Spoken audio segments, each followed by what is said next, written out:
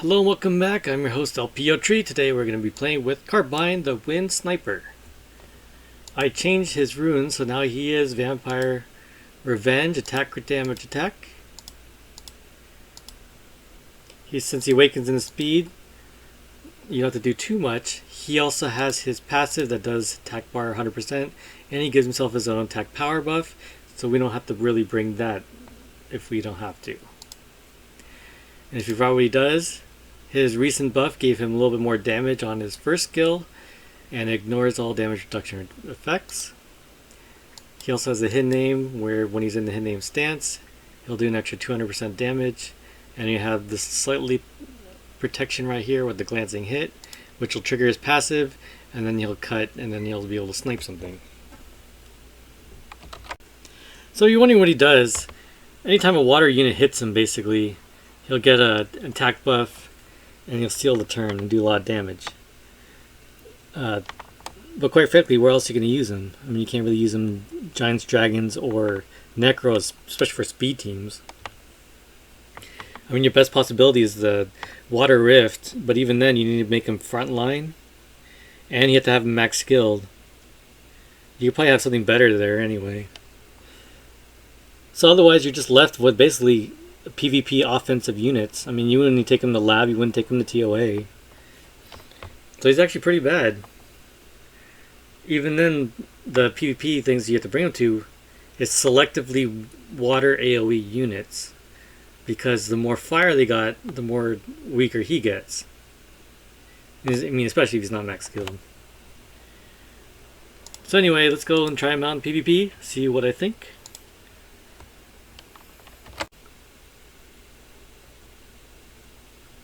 No glance. So 50%. So the next hit should glance him, right? No glance. No glance. Okay, water AoE glanced. Now what? I have no attack. I have no armor break, defense break. I mean, I could technically try to kill Burnout. I can try to kill Triton. Didn't work. And then Mike glance him every time. Alright. So really the best place to take him is if the entire enemy team is water units. Now how often you see that on an arena defense is beyond me, but I actually found one. And so I can use my counterattack team. It'll trigger this passive all day long, and then you can keep sniping and sniping and then waiting on cooldown. Because even like the AoEs from Annabelle trigger the armor break. I get the passive, but I guess everything else cuts, which is kind of weird. But I actually like the Dark Sniper so much better because no elemental disadvantages, and as long as you do keep the buffs on him, he'll keep clapping, doing crazy amounts of damage. Wind Sniper, Vampire Runes. I don't know if this will work. This is a threat one, right?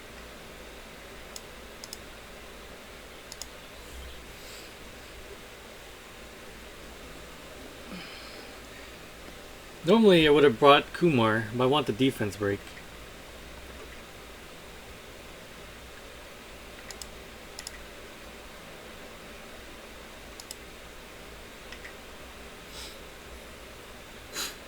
Cry threat.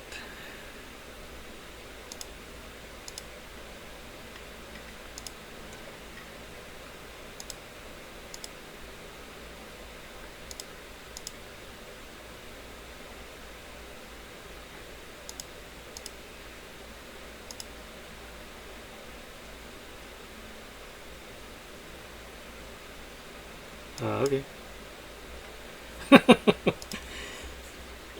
Crits fire! Good buff.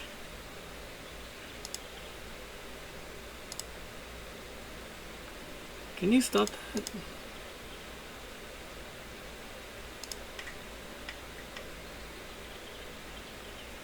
Got the buff.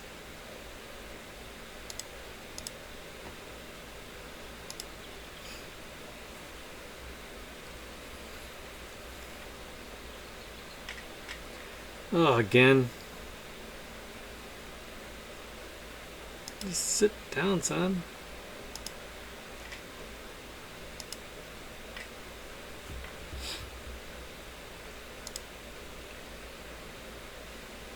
Yeah.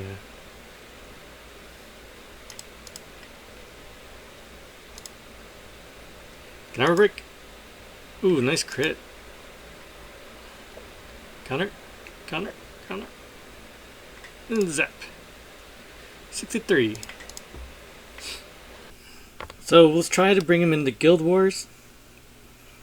Of course, it's actually the beginning of the week. And there's still no teams to bring this guy into, really.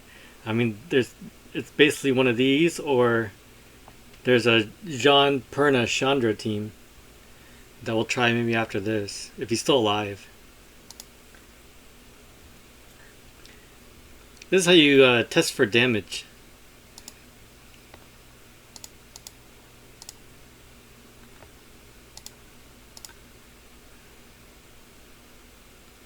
Nah. Alright.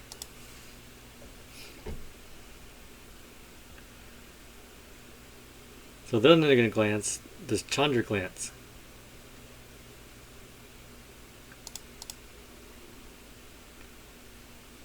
Nope.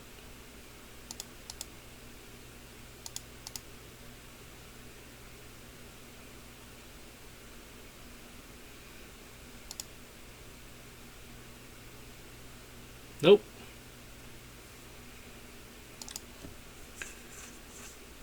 So because... Oh, there you go. He glanced. So then they get the attack buff. Can we kill? There we go. I mean, it hits hard in Guild Wars, but... Now you just stand there. Glance. I mean, he's a full attack bar anyway. And still didn't glance.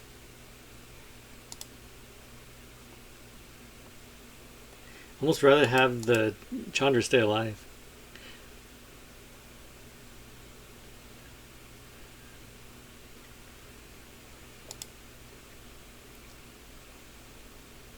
No glance? Oh, that's not gonna work. This guy can shoot him and not do damage. It doesn't trigger the thing. But I glance, so there's no damage.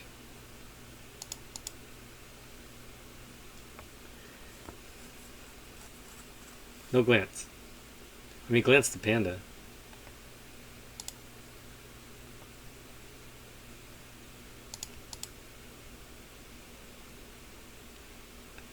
So without that passive, he's pretty useless. He'll never get the tech buff. I mean, he's... Luckily he did, actually, that one time.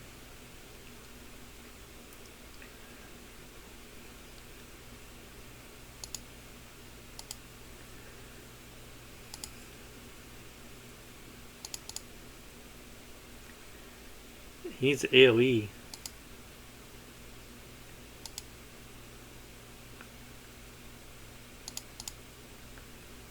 Remember, he's on revenge too, so it's kind of weird. Glance? Glance. Let's try to kill this guy. And then I glanced again. You glance more than they do, bruh.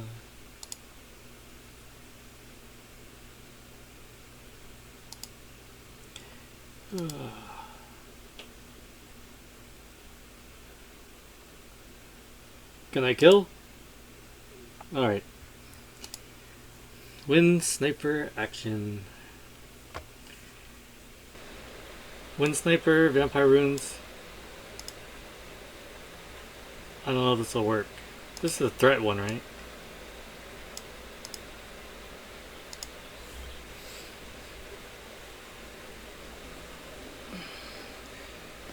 Normally I would have brought Kumar, but I want the defense break.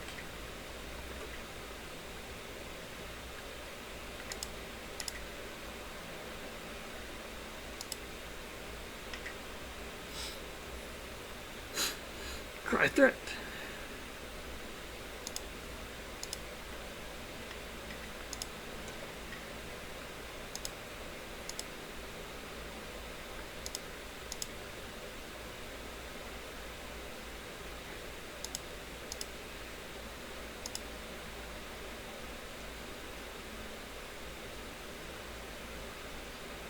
Okay.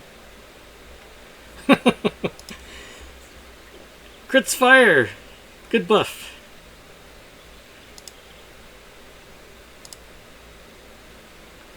Can you stop that?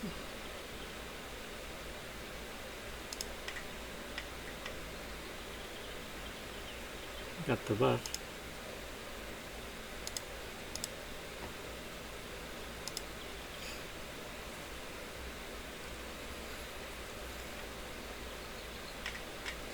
Oh, again. Just sit down, son.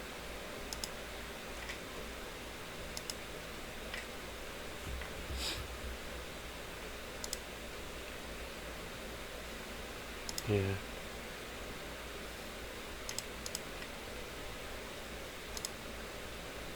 Can I have a brick? Ooh, nice crit. Counter, counter, counter. And zap.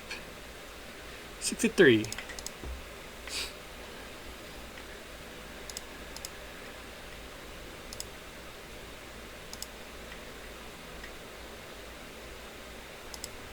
Done.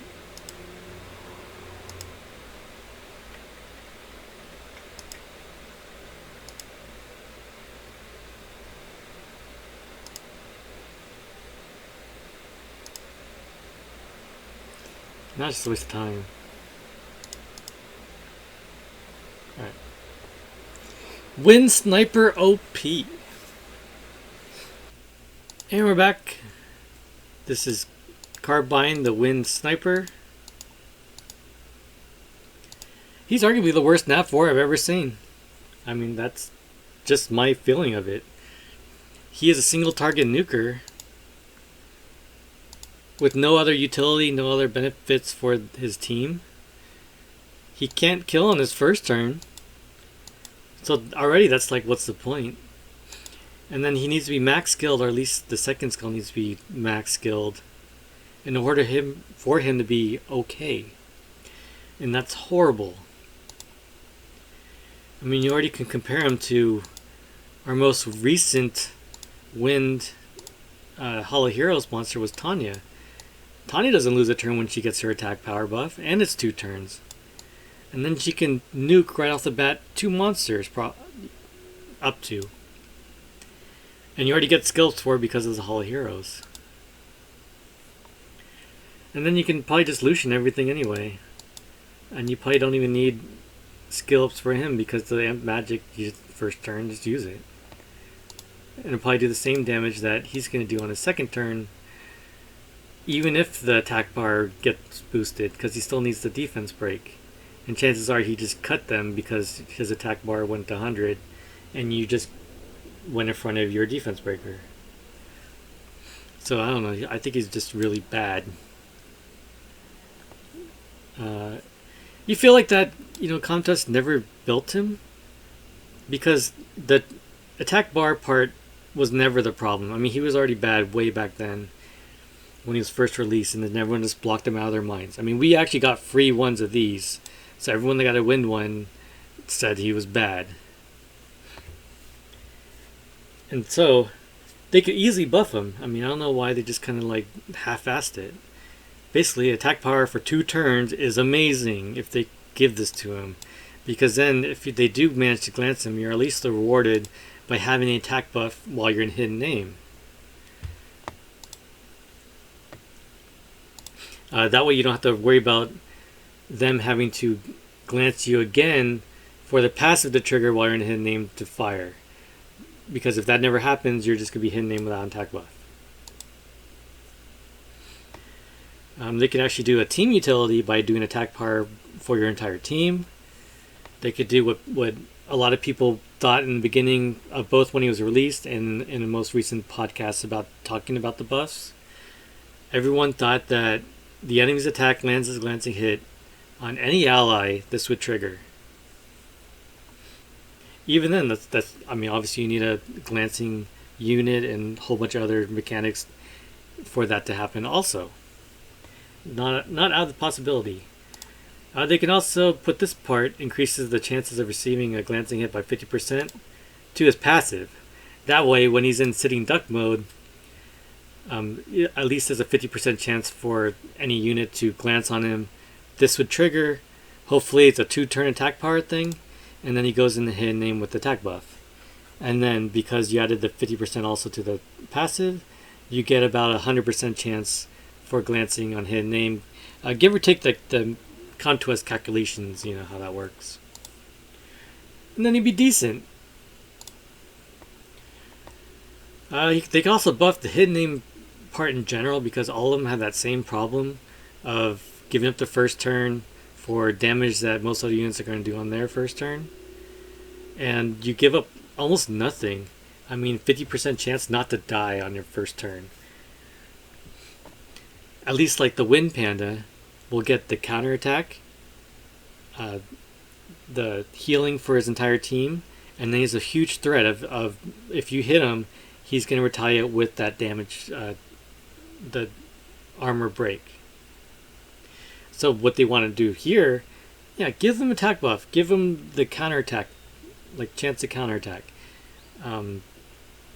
Something, I mean, even go the other way of more survivability. Give them a shield, give them immunity, you know, give them a higher chance to glance. I don't know, something to make him more survivable. Because right now this is just terrible skill to think of, and especially in this meta where you are giving up your first turn for nothing, basically. And so I really believe that this is going to be your next Wind Hall of Heroes monster. I mean, obviously October is going to be reserved for Jack-o'-lanterns. So Windy is October. He'll be the next one, March 2021. I mean, the only other Wind one that's, I would say, is probably just as bad is the Wind one of these. But even then, Comtos was all over that TOA. You want the daughter. You want dots, dots, and dots. And that's all the Wind one does, which is a lot more utility than this one does. So anyway, thank you for watching. This is LPO Tree, and have a good night.